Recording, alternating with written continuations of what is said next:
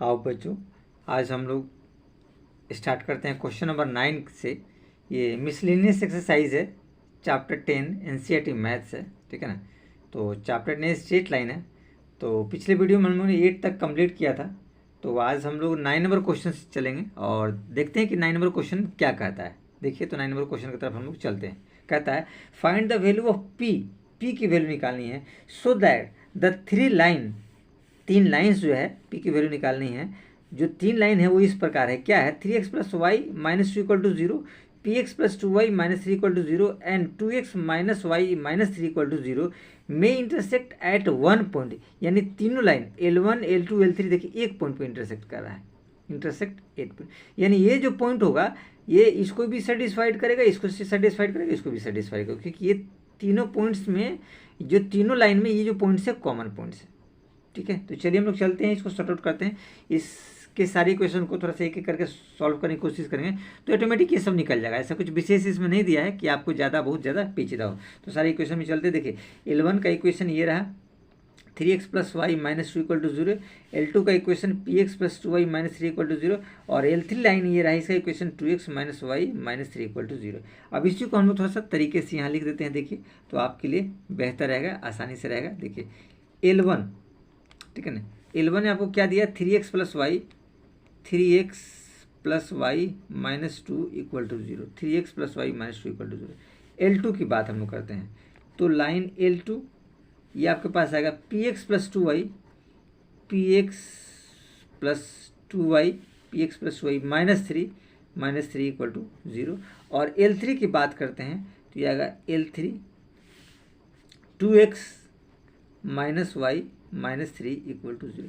इसको नाम दे दीजिए इक्वेशन 1, इक्वेशन 2 और इक्वेशन 3, एज इट इज़। आप अपने हिसाब से ABC भी नाम दे सकते हैं, आपको जो उचित लगे। अब देखिए हम लोग इसमें तो P आपको दे रखा है, हमको फाइंड आउट करना है। तो इन दो इक्वेशन को अगर हम लोग सॉर्ट आउट करने की कोशिश करें तो आसानी से x y की वैल्यू हम निकाल सकते हैं, पहले और तीसरे में। ठीक है, तो यहाँ हम लोग चलते हैं फ्रॉम इक्वेशन 1 एंड 3, ठीक है ना, फर्स्ट और थर्ड में हम लोग चलते हैं। तो देखिए फर्स्ट और थर्ड में देखिए वाई वाई टर्म कॉमन है, ये कट सकता है, दोनों प्लस माइनस में, ठीक है। तो आप इसको एज इट इज़ एडिंग कर दीजिए तो आपको ज़्यादा बेहतर समझ में आएगा। ठीक है, यहाँ लिख सकते हैं एडिंग फ्रॉम इक्वेशन 1 एंड 3 हम लिखते हैं, 1 और 3 को आप यहाँ लिख लीजिए एज इट इज़, आपको पता चल जाएगा 3x plus y minus 2 equal to 0 1 और थर्ड है आपके पास 2x minus y minus 3 equal to 0। As it is हमको क्या करना है, ऐड करना। तो देखिए प्लस प्लस प्लस और ये भी प्लस जाएगा। ये देखिए ये प्लस माइनस से तो कट जाएंगे, ये क्या 3x और 2x 5x और ये 3 2 क्या हो जाएगा 5, तो ये माइनस 5 इक्वल टू 0। यानी हम लोग कह सकते हैं कि 5x इक्वल टू आपके पास 5 होगा, 5 क्रॉस कर जाएगा ना कि x इक्वल टू आपके पास 1 आया। ठीक है, तो x क्या आया, 1 आया। x की वैल्यू आप चाहें तो एज इट इज पुट कीजिए, आपको वैल्यू आपको आसानी से दूसरा वाला भी आपको मिल जाएगा। तो फ्रॉम इक्वेशन 3 में चलते हैं, फ्रॉम इक्वेशन 3, ठीक है। थर्ड हमारे पास क्या कहता है, 2x minus y minus 3 equal to 0, third equation है। अब x का मान पुट कर दिए, 2 into 1 minus y minus 3 equal to 0, यानी कि 2 minus y minus 3 equal to 0, यानी कि माइनस वाई इजकल टू आपके पास 2 माइनस 3, तो ये आपके पास बचेंगे, आप इधर ला दीजिए तो ये 3 हो जाएगा, ये 2 माइनस है तो 3 माइनस 2 क्या हो जाएगा आपके पास 1, कि y इजकल टू माइनस 1, यानी कि y माइनस 1 आया और x आपको 1 आया। तो हम ये पॉइंट्स ले सकते हैं 1 कोमा माइनस 1, ये हमारे पास पॉइंट्स रहा, ठीक है ना। यानी कि ये जो पॉइंट्स निकला है कॉमन पॉइंट्स है, ये वाला पॉइंट्स है, ये सेकेंड को भी सेटिस्फाइड करेगा, थर्ड को भी और फर्स्ट को भी सेटिस्फाइड करेगा। तो एक्स वाई की वैल्यू हमको पता चल गया, ठीक है। तो ये जब एक्स वाई की वैल्यू पता चल गया तो देखिए लाइन सेटिस्फाइड करेगा लाइन 2 को, ये तो हम लोग इसमें लिख सकते हैं एज इट इज़, ठीक है ना। ये तीनों लाइन को ऐसे सेटिस्फाइड करेगा, ध्यान रखिएगा, ठीक है ना। तो थोड़ा सा हम लोग अपने हिसाब से इसको लिखने की कोशिश करते हैं। आप लिख सकते हैं पॉइंट, थोड़ा सेंटेंस एक दो लाइन लिखें तो अच्छा रहेगा, पॉइंट्स 1 कोमा माइनस 1, ये जो पॉइंट्स आपको दे रखा है, ठीक है, is intersection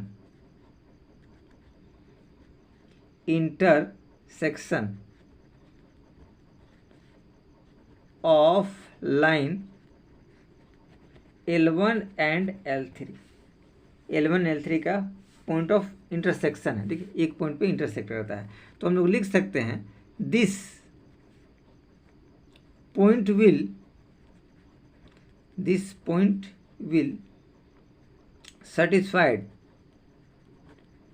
satisfy line L2। Line L2 आपके पास क्या है, px plus 2y plus 3 equal to 0 satisfied करेगा। ड्यू टू लिख सकते हैं due to all three intersect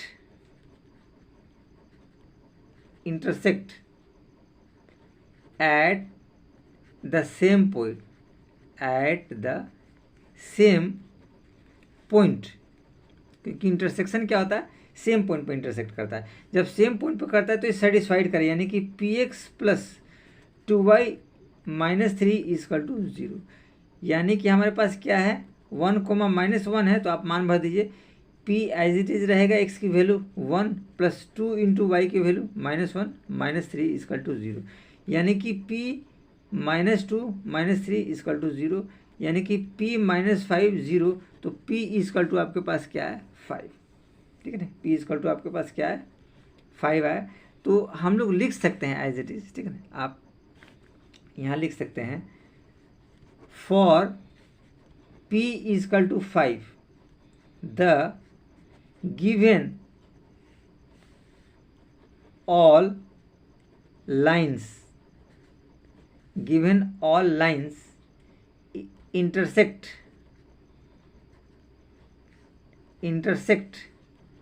at 1 minus 1, इस वाले पॉइंट्स पे तीनों लाइन क्या करता है, इंटरसेक्ट करता है। तो बहुत आसानी से हम लोगों ने 9 नंबर क्वेश्चन कर लिया, कुछ विशेष इसमें नहीं था कि बच्चों को प्रॉब्लम क्रिएट किया, विशेष इसमें हम लोग को नहीं है कि जो प्रॉब्लम आप लोग को क्रिएट करेगा। देखिए क्वेश्चन नंबर 10 कहता है if 3 line whose equation are y m1x plus C, y m2x plus C and y m3x plus c3 are concurrents, मतलब एक ही पॉइंट्स पे तीनों लाइज करते हैं, ठीक है ना, उसको कहते हैं कनकरेंस, एक ही पॉइंट से पास करता हो। Then so that m1 c2 minus c3 plus m2 c3 minus c1 plus m3 c1 minus c2 equal to 0, ये आपको साबित करके दिखाने हैं। तो इसमें कुछ विशेष ऐसा नहीं है कि आप लोग को प्रॉब्लम क्रिएट हो।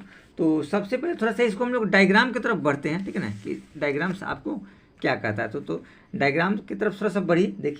देखिए डायग्राम आपका ये रहा, ठीक है ना, 3 जो लाइनें दी है थे कनकरेंट से, मतलब एक ही पॉइंट से पास करता है। कनकरेंट्स का मतलब सेकेंडरी उसको कहते हैं, ऐसे शुद्ध हिंदी में हम लोग चाहे तो उसको कह सकते हैं सेकेंडरी, जिसका केंद्र एक ही होता है, ठीक है ना, ये रहा है इसका केंद्र, ठीक है ना, इसका केंद्र क्या है, एक ही होना चाहिए, ठीक है ना। इसको हम लोग नेमिंग कुछ भी कर सकते हैं, जैसे हमने इसका नेमिंग पी कर दिया, क्यू कर दिया, कुछ कर सकते हैं, ठीक है। कनकरेंट्स का मतलब होता है कि पासिंग थ्रू 1 पॉइंट्स, ठीक है ना, इसको हम लोग एज इट इज कह सकते हैं, ठीक है ना, कि पासिंग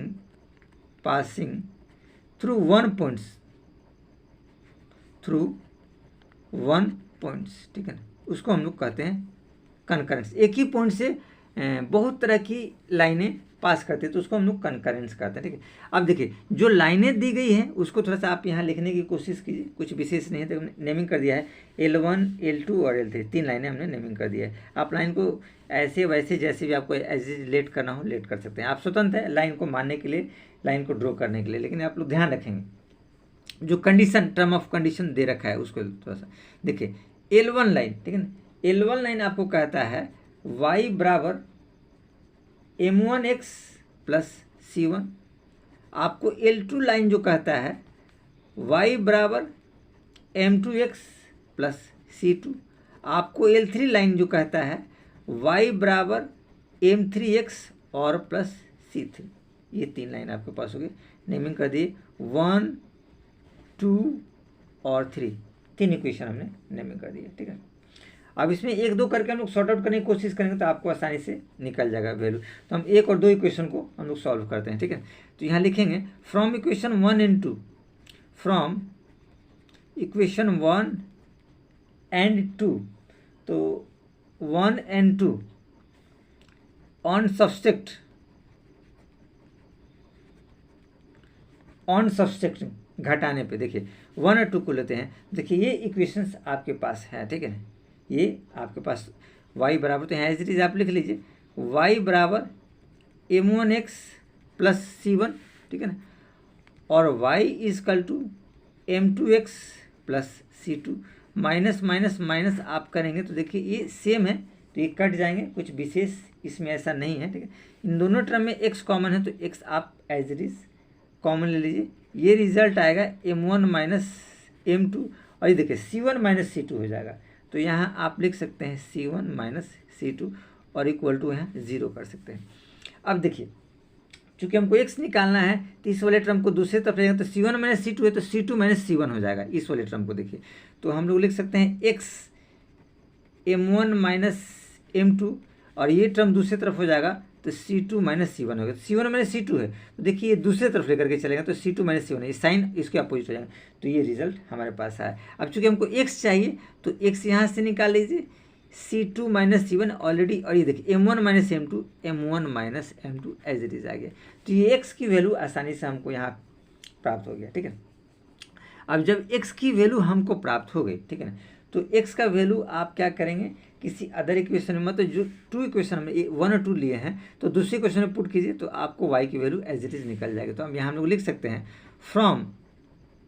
फ्रॉम इक्वेशन 2, दूसरे इक्वेशन में लेते हैं तो दूसरा इक्वेशन क्या था, y बराबर m2x प्लस c2, तो हमारे पास रिजल्ट जाएगा m2 और x की वैल्यू ये आपको दे रखा है c2 माइनस c1 और अपॉन m1 माइनस m2, तो m2x हो गया और प्लस आपके पास ये c2 आ गया, एज इट इज ये रिजल्ट रहा, ठीक है ना। तो कुछ विशेष इसमें आपको नहीं रहा, ये हमने आसानी से इसमें ये मान को हमने पुट कर दिया तो ये रिजल्ट हमारे पास आसानी से है, ठीक। अब देखिए एक्स वाई की दोनों वैल्यू हमको प्राप्त, एक्स की वैल्यू और वाई की वैल्यू हमको आसानी से प्राप्त हो गया, ठीक है। जब दोनों की वैल्यू प्राप्त हो गई तो अब हम लोग चलते हैं थर्ड इक्वेशन में, तो हम लोग यहाँ चाहे तो एज इट इज लिख सकते हैं, आप यहाँ लिख सकते हैं पुटिंग द, ये देखिए ये हमारे पास y की वैल्यू निकल गई और x की वैल्यू ये रहा, ठीक है ना, putting the value of x and y in equation 3 we get, ठीक है ना। इस 3 वाले इक्वेशन में हम लोग लेते हैं तो हमको क्या प्राप्त होता है, देखिए तो सबसे पहले थर्ड वाला इक्वेशन आप लिखिए, ठीक है। तो थर्ड वाला इक्वेशन आपके पास आएगा y बराबर m3x प्लस c3, ये रिजल्ट आपके पास आएगा, ठीक है। अब जब इक्वेशन आपने लिखा तो हम लोग इसमें सॉर्ट आउट करने की कोशिश करते हैं, ठीक है ना, इसकी वैल्यू को पुट करते हैं। देखिए y की वैल्यू ये पूरा है, ये पूरा टर्म आ जाएगा आपके पास, यानी ये आ जाएगा, आप चाहें तो इसको लिख सकते हैं, इसको मल्टीप्लाई करके m2c2 और m2c1 माइनस m2c1 और अपॉन m1 माइनस m2, ये रिजल्ट आपके पास आसानी से आया। हम देखें ये y की वैल्यू हो गई, ठीक है ना, ये देखिए y बराबर, अब बराबर m3, ठीक है ना, तो m3 तो एज इट इज आपका रहेगा, ठीक है, और x की वैल्यू देखिएगा c2 माइनस c1, x की वैल्यू ये वाला आपका रहेगा c2 minus c1 m1 minus m2, तो ये आप एज इट इज यहाँ लिखोगे c2 minus c1 upon m1 minus m2, ये रिजल्ट आपने लिखा, और प्लस c3 है तो आपने c3 एज इट इज यहाँ लिख दिया। तो कुछ विशेष इसमें ऐसा नहीं था कि आपको कैलकुलेशन में दिक्कत है। अब देखिए थोड़ा सा सावधानी से हम लोग इसको कैलकुलेशन करने की कोशिश करते हैं। तो सबसे पहले ये c3 है तो इसको थोड़ा सा एलसीएम लेकर के हम लोग को सॉर्ट आउट करना पड़ेगा तो बेहतर रहेगा इसको। तो c3 के नीचे आप 1 लगा दीजिए, इसको एलसीएम ले दीजिए। तो पहले इसको हम लोग सॉर्ट आउट करते हैं। देखिए इस वाले टर्म को एज इट इज ऐसे लिखिए m2c2 माइनस m2c1 और अपॉन में m1 माइनस m2, ये रिजल्ट आपके पास आया इक्वल टू। अब यहाँ पे हम लोग इधर बढ़ने की कोशिश करते हैं, ठीक है।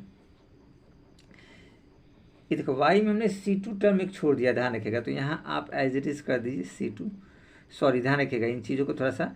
तो यहाँ भी एक टर्म रहेगा C2, ये C2 टर्म रहेगा, ठीक है ना। और इक्वल टू ये वाला टर्म आपका रहेगा, ठीक है ना। तो ये टर्म क्या हो जाएगा, M3C2 और माइनस M3C1 और अपॉन M1 और माइनस M2 और प्लस C3, ठीक है ना। ये आपके पास टर्म रहेंगे, ठीक है। अभी टर्म तो आ गए, अब इसको थोड़ा सा हम लोग कैलकुलेशन थोड़ा सावधानी से करेंगे, ठीक है ना, क्योंकि इसमें एडिशन, सब्सट्रैक्शन, मल्टीप्लिकेशन ये आप लोग को ध्यान रखना बहुत ज़रूरी है, नहीं तो इसमें मोस्टली थोड़ा सा गलतियाँ हो जाती है अक्सर, ठीक है ना। तो ये आपको कैलकुलेशन में आपको प्रॉब्लम क्रिएट करेगा, ठीक है ना। तो ये थोड़ा सा हम लोग को सावधानी से इसको कैलकुलेशन करना पड़ेगा। देखिए, तो इसको हम लोग करते हैं, ठीक है ना। इसके नीचे 1 लगा दिए, ये एलसीएम हो जाएगा। तो एलसीएम आपका क्या आ जाएगा इसमें, M1 माइनस M2 और एक बड़ा सा एलसीएम आप दे दीजिए, ये नीचे वाले टर्म में आएगा। तो M1 M2 ये दोनों को डिवाइड करेंगे तो 1 आएगा, 1 को इससे करेंगे तो इससे यही वाला कंडीशन आएगा। तो इसी को आप लिख दिए M2C1 M2C2 और माइनस M2C1 सेम। जब इसको मल्टीप्लाई करना देखिएगा तो ये क्या कहलाएगा, M1C2, ये आप लोग को ध्यान रखना है, ठीक है ना, कहलाएगा प्लस M1C2 और माइनस M2C2 ये रिजल्ट आया, इक्वल टू, ये देखिए इसको हम लोग करते हैं, ठीक है, सावधानी से देखें, M3C2 माइनस M3C1 और प्लस, ये देखिए ये वाला टर्म इसके साथ मल्टीप्लाई हुआ है तो M1C3 माइनस M2C3 ये टर्म आपके पास आ जाएगा, ध्यान रखें। और नीचे हो जाएगा M1 माइनस M2, ये आपके पास नीचे एज इट इज रिजल्ट आएगा। अब यहाँ देख सकते हैं M1C2 और M2C2, ठीक है ना। इसमें अगर कोई टर्म कटने वाला हो तो हम लोग कटेंगे, देखिए M2C2 ये देखिए ये प्लस माइनस है, ये आपको क्रॉस हो जाएगा तो आसानी होगा। अब इसमें भी थोड़ा सा कटिंग करने की हम लोग कोशिश करते हैं, इसमें अगर कुछ कटता है तो नहीं। ये देखिए नीचे वाला टर्म सेम है तो नीचे वाला टर्म को आप रिमूव कर सकते हैं। अब जो टर्म बचा उसको सावधानी से आप एज इट इज पहले लिखिए, ठीक है। ये वाला टर्म बचा M2C1 तो माइनस M2C1 और प्लस M1C2, ठीक है ना।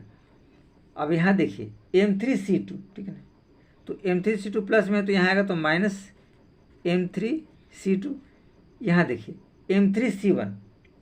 M3C1 माइनस है तो यहाँ के क्या हो जाएगा प्लस M3C1, यहाँ देखिए M1C3 प्लस है, M1C3 प्लस है तो इसमें लिखेंगे माइनस C3M1, ये वाला C3M1, और ये M2C3 तो ये भी हो जाएगा माइनस माइनस प्लस C3 और ये हो जाएगा M2 C3M2 इक्वल टू 0, ये रिजल्ट आया, ठीक है। अब देखिए इसको थोड़ा सा हम लोग सॉर्ट आउट करने की कोशिश करते हैं, इसमें कुछ विशेष नहीं है, थोड़ा सा सावधानी से आपको सॉर्ट आउट इसमें करना पड़ेगा, ठीक है। अब इसमें कुछ कॉमन ऐसे टर्म है तो उसको लेने की कोशिश करते हैं, जैसे M2C1 ये वाला टर्म और M2C1 और M2C3, ये देखिए ये वाला टर्म, ये दोनों में M2 कॉमन है तो इन दोनों में से M2 और M2 हम कॉमन निकाल सकते हैं। और इसके अलावा और हम लोग देखते हैं M1, ये देखिए M1C2, ये वाला M1C2 और M1C3 ये रहा वो, ठीक है ना। तो इस वाले टर्म में से तो पहले इस वाले से टर्म कॉमन निकालते, दोनों में M1 है तो आप क्या निकालेंगे, M1 कॉमन निकालेंगे तो क्या बचेगा C2 माइनस C3, ये रिजल्ट इसका आया, ठीक है। M1 था। अब हम लोग चलते हैं M2 के बाद, ठीक है। तो M2 देखिए प्लस है, इसको लिखिए पहले M2 क्या आ जाएगा C3 minus C3 minus C1। अब हमारे पास क्या बचा M3 वाला टर्म और ये दोनों M3 वाला, ठीक है ना। तो प्लस M3 आप लिखिए क्या हो जाएगा C1, तो आप लिखेंगे C1 और माइनस M3 है तो यहाँ C2 निकलेगा तो यहाँ लिख लेंगे C2। As it is equal to 0। यही हमको साबित करना था कि M1C2 minus C3 plus M2C3 minus C1 और plus M3C1 minus C2 equal to 0, ये प्रूव्ड। ये हमको यही साबित करना था, जो हमने आसानी से इसको प्रूव कर लिया। तो कुछ विशेष इसमें नहीं था, थोड़ा सा आपको माइंड को कॉन्सन्ट्रेट करने का है और आसानी से आप सब कुछ आप आसानी से कर सकते हैं।